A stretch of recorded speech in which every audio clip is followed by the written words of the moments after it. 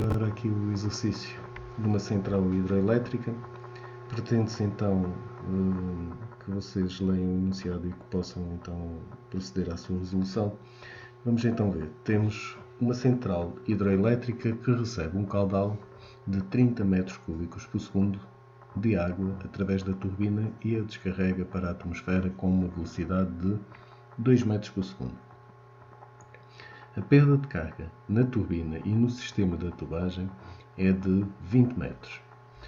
Considerando que o escoamento é turbulento com o coeficiente Coriolis de alfa aproximadamente igual a 1,06, determina a potência extraída da turbina. Bom, vamos então proceder à análise e perceber aquilo que temos que fazer para a sua resolução. Vocês reparem, uma turbina encontra-se aqui esquematizada. Temos aqui a superfície livre antes então da turbina, ok? Esta é a nossa superfície livre e o escoamento que se dá até atingir as pás da turbina é de 30 metros cúbicos por segundo. A cota geométrica antes da superfície livre, portanto antes da turbina, é de 100 metros. Portanto, a isto nós chamamos a energia que está disponível antes da turbina. Porque se pensarmos no ponto 1, que aqui está, e no ponto 2, nós iremos ter, como é óbvio, o quê? A pressão atmosférica, correto? Depois, a nossa linha de referência é considerada a saída da turbina. Então, se nós olharmos para a equação de Bernoulli, nós vemos o seguinte. Se eu aplicar a equação de Bernoulli entre os pontos 1 e o ponto 2, nós diríamos que a energia do ponto 1 seria igual à energia do ponto 2 mais as perdas de carga. Ora, as perdas de carga que ocorrem são devido ao próprio acessório e ao sistema da tubagem que se encontra aqui representado. E isto é-nos dito no enunciado que vale 20 metros. Portanto, o nosso HF já é conhecido. Depois, é-nos referido que o escoamento é turbulento. Ora, isto seria importante para a determinação de algumas propriedades que pudessem estar relacionadas com o escoamento no interior de tubagens. Quando nós queremos analisar a passagem do regime laminar a turbulento e depois queremos caracterizar o tipo de escoamento, aí sim é importante este tipo de informação. Depois aparece-nos aqui um coeficiente, que é a primeira vez que estamos a ouvir falar sobre ele, que é o coeficiente Coriolis.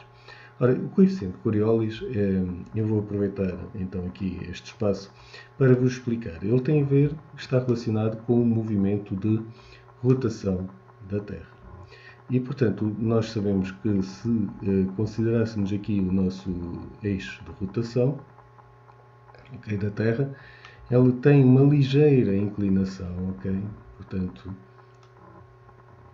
a Terra tem uma ligeira inclinação. Esta inclinação que eu estou aqui a tentar representar é a chamada declinação. É mais ou menos 23,5 graus. Está bem o seu valor.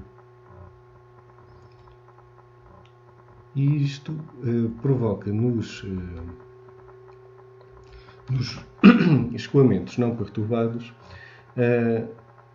um efeito de inércia. E se pensarmos, por exemplo, tipicamente se vocês encherem um recipiente com água e fizerem um furo na sua parte inferior, ou então se pensarem, por exemplo, em encher um bocadinho um lavatório e depois o esvaziarem, deixando entretanto repousar a água, né, para perceberem o aparecimento deste efeito, é importante que vos diga o seguinte. Quando a água começa a escoar-se, vocês irão ver o aparecimento de um turbilhão. Okay? E esse turbilhão, no hemisfério norte, tem o sentido de rotação dos ponteiros do relógio, portanto, da esquerda para a direita. E isso faz com que no hemisfério norte nós tenhamos, por exemplo, essa percepção. No hemisfério sul será ao contrário, não é? Portanto, a percepção será da direita para a esquerda. E, portanto, este coeficiente Coriolis afeta quem? Se nós desenvolvermos a equação de Bernoulli, ela irá afetar a nossa altura cinética. Está certo? No entanto, isto só traria grande sentido de perturbação ou de significado bastante mensurável se nós estivéssemos a analisar grandes massas, não é? Aí sim, isto tem realmente um impacto bastante significativo. Este coeficiente de Coriolis tipicamente tem valores entre 1 e 1.1. São os valores típicos que ele apresenta. Bom, posto isto, vamos então continuar com a nossa análise do problema e vou então debruçar-me agora sobre as perdas de carga, como é evidente, mas também aquilo que temos aqui no nosso esquema.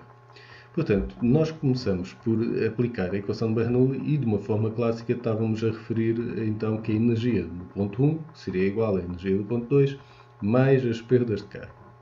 No entanto, vocês reparem, onde é que entra aqui o equipamento? Em lado nenhum, não é? Por isso, é importante para nós perceber que este tipo de equipamento, assim como as bombas, assim como os ventiladores, são equipamentos que ou trazem energia para o sistema ou utilizam a energia do sistema.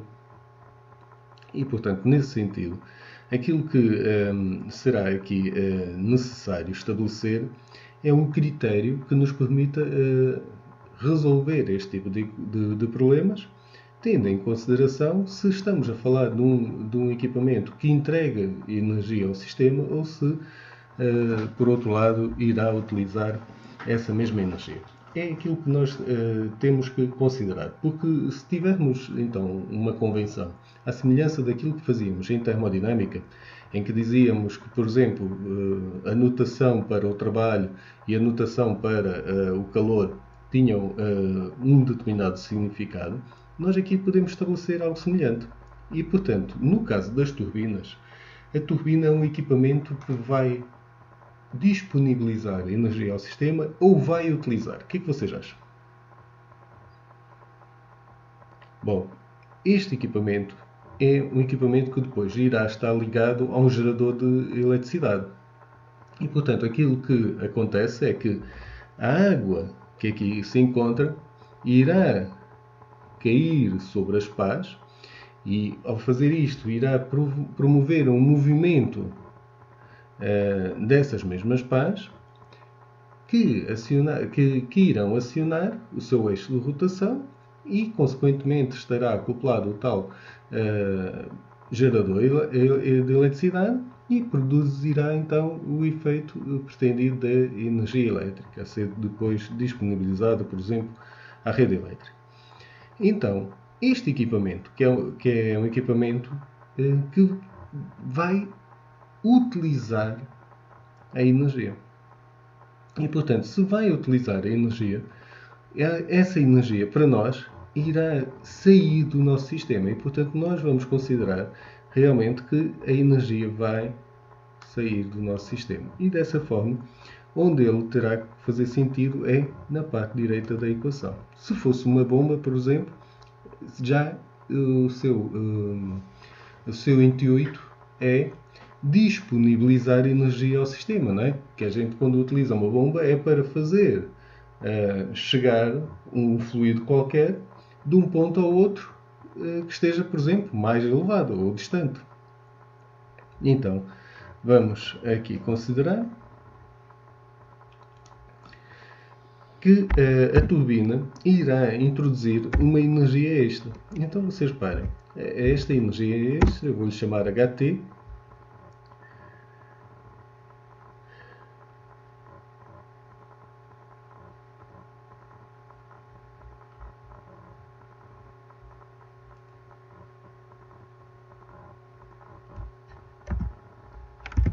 enquanto é da turbina, como é evidente, e o H nós vamos designar, certo? Portanto, vamos aqui designar a nossa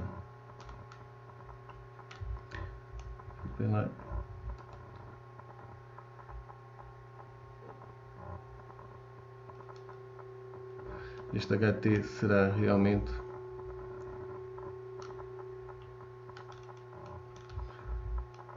então a chamada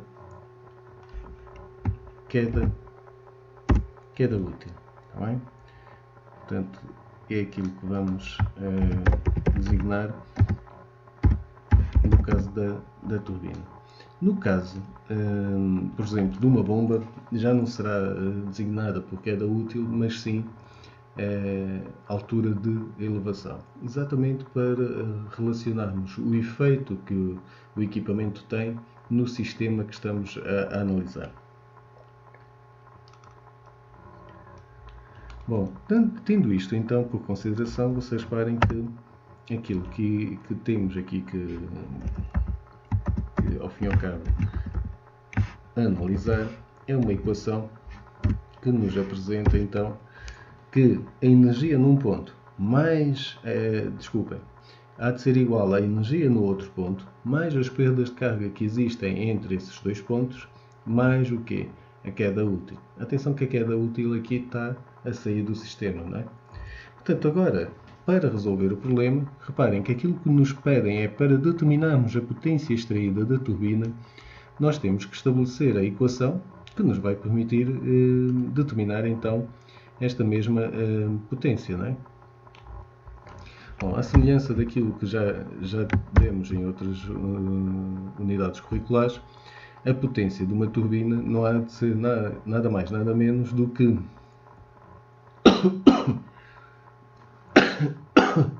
o caudal máximo, desculpem. Vamos aqui representar então o nosso M com o pontinho em cima, para designar então uma taxa, não é? Depois vezes o trabalho útil. E vamos então escrever o nosso trabalho útil.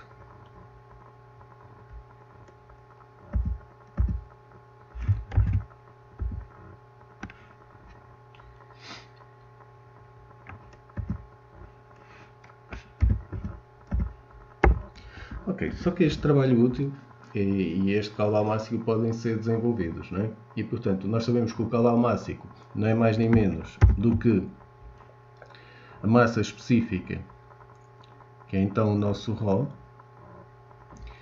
vezes então aquilo que temos vindo a tratar como caudal, correto? Caudal volúmico, neste caso metro cúbico por segundo, vezes então o nosso trabalho útil. E o nosso trabalho útil aqui será dado pela aceleração da gravidade vezes a queda útil. Está bem?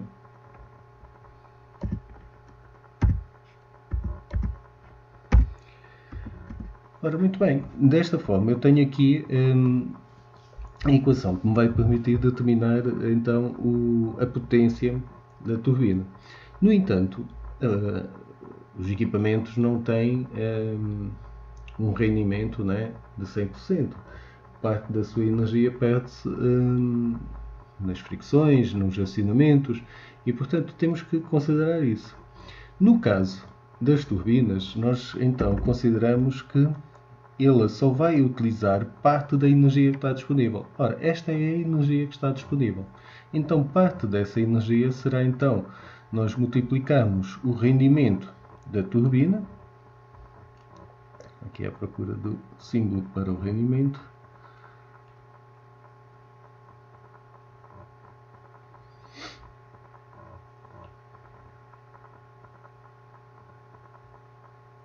ok, está difícil, está aqui. Muito bem, portanto já temos aqui o rendimento. E então este rendimento é diferente, por exemplo, se fosse de uma bomba. A bomba o que é que faz? Disponibiliza energia no sistema e para isso tem que gastar energia. Se fosse uma bomba, recordem-se que nós utilizávamos então a mesma expressão, só que em vez de ser a multiplicar pelo rendimento, seria a dividir pelo rendimento. Neste caso então já temos aqui o problema exposto. Temos então agora que proceder à análise do nosso exercício. Então vamos começar. Reparem, relativamente ao ponto 1, nós sabemos então que a pressão é a pressão atmosférica. Logo, em termos práticos, vamos considerar que estamos a analisar isto em termos relativos e que o valor então será igual a 0. O mesmo então teremos no ponto 2, não é? Porque ele também descarrega para a atmosfera e portanto será este o seu valor. Depois, a cota Z1 é conhecida. Okay? É-nos dito no enunciado que temos uma cota de 100 metros. Okay? Está aqui. Depois, velocidade do ponto 1. Velocidade do ponto 1 nós consideramos então que a nossa superfície livre se encontra com o líquido em repouso. E, portanto, a nossa velocidade do ponto 1 é 0. A velocidade do ponto 2 é conhecida e é dada no enunciado por 2 metros por segundo. Certo? Portanto, está indicado. Z2 é o nosso referencial, portanto, vai ser também considerado 0. E, portanto, nós já verificamos que desta expressão, nós podemos, então, apenas reescrevê-la e considerar, então, aqui os valores 0. Aqui vamos ter 100. Aqui vamos ter, então, 0. Como é óbvio, aqui também 0. Nosso Z2 é 0. Depois, aquilo que temos aqui é 2 ao quadrado. E aqui 9,81. A nossa perda de carga é-nos dada no enunciado. Reparem que na maior parte das vezes aquilo que nos acontece é que temos que calcular. E portanto é-nos dito aqui 20. E portanto teremos, reparem, 100 menos 20, 80 menos qualquer coisa, não é? Portanto aqui 2 a dividir por 9,81. Portanto 0,2. E portanto voltamos aqui e vamos referir que o nosso HT será igual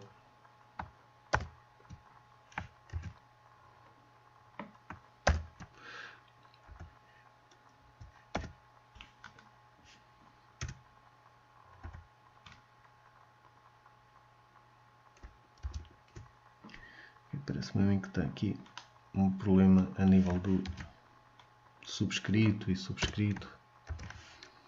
Muito bem. Portanto, 80 menos 0,2, portanto estamos a falar de 79,8 metros. Determinamos então desta forma qual é que é a nossa queda útil. Vamos agora substituir na expressão da potência. Reparem, nada nos é dito sobre o equipamento e, portanto, ainda estamos, se calhar, numa fase de considerar isto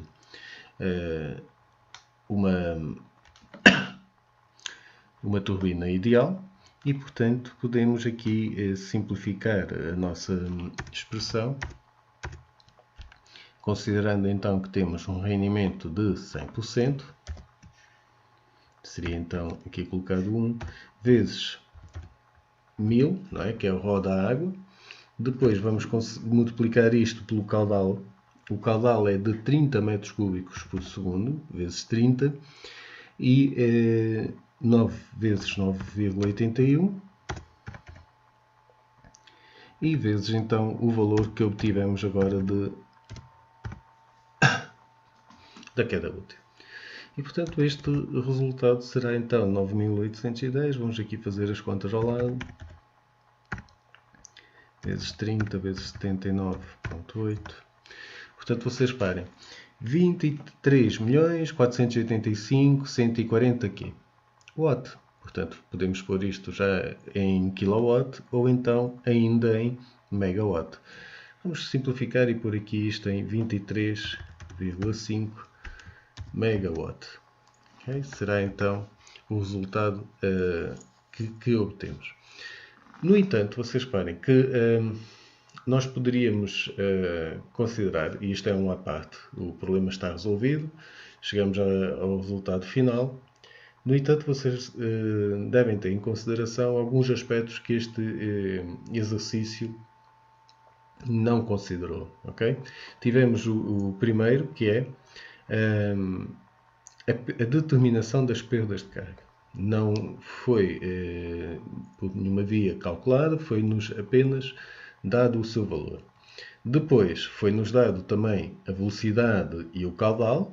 Portanto, se nós tivéssemos aqui o caudal e tivéssemos, por exemplo, a secção, era possível determinarmos a velocidade de escoamento. Está bem? Porque sabemos que caudal é igual a velocidade vezes a área. Outro aspecto que também simplificou e bastante o nosso exercício é o facto de considerarmos que o rendimento é de 100%. E, portanto, tendo o rendimento de 100%, obtemos aqui um equipamento ideal. Está certo? Tipicamente, ainda depois disto, teríamos ali perdas na ordem de 10 a 15%, podíamos aqui dizer 10 a 15%, para o acionamento do motor elétrico. Né? E, portanto, isso poderia ser tido em consideração e então o valor se calhar já iria ali para a ordem dos 20 megawatt. Tá certo? Era essa a energia que conseguiríamos pôr disponível. Depois, pronto,